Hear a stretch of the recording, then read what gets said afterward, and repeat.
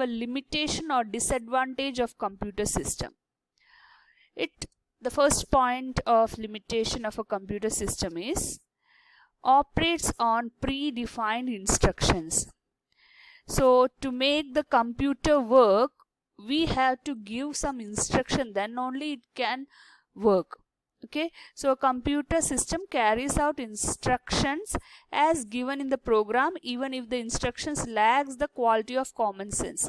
So whatever we feed inside that system, it will give you the answer the straight away. Okay, so sometimes if you are instructing it in the quality of instruction is, if it is in common sense way, not in a common sense way, then the answer will also be of that quality. So it depends on the quality of the instructions which is being put into the computer system. Okay, so operates on predetermined or predefined instructions. That is one limitation of computer system. Then intelligence. A computer system does not have an intelligence of its own. It operates on the instructions which may lack this quality. Okay, so the computer system, they does not have any intelligence. Okay, they operates on the instructions of the outsiders or those who are using it, those who are providing the instructions to them. On that base, the quality of that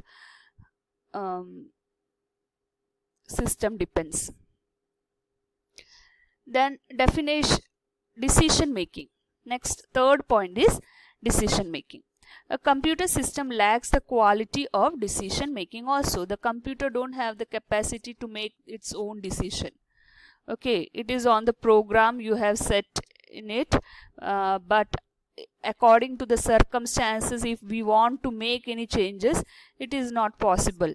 So the decision making power is not there with a computer system. So these are the three limitations of a computer system. Next, a very important point related to this topic is accounting information system, which is also known as AIS. Accounting information system or AIS is a subsystem of management information system. So it is a very broad concept. This concept is deleted from your chapter. So management information system, which is a very broad concept, and one subpart of MIS is AIS. It is a structure, that is, accounting information system is a structure that allows its users to collect and store business or financial data.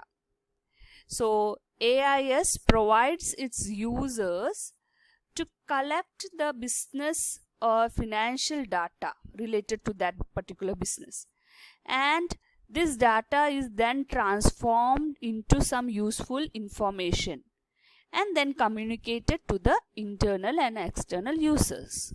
So please understand the concept that AIS, which is a system, accounting information system, first of all, this system allows its users to collect the business or financial data, then transform those data into some meaningful information, and it also allows to communicate it to the internal and external users.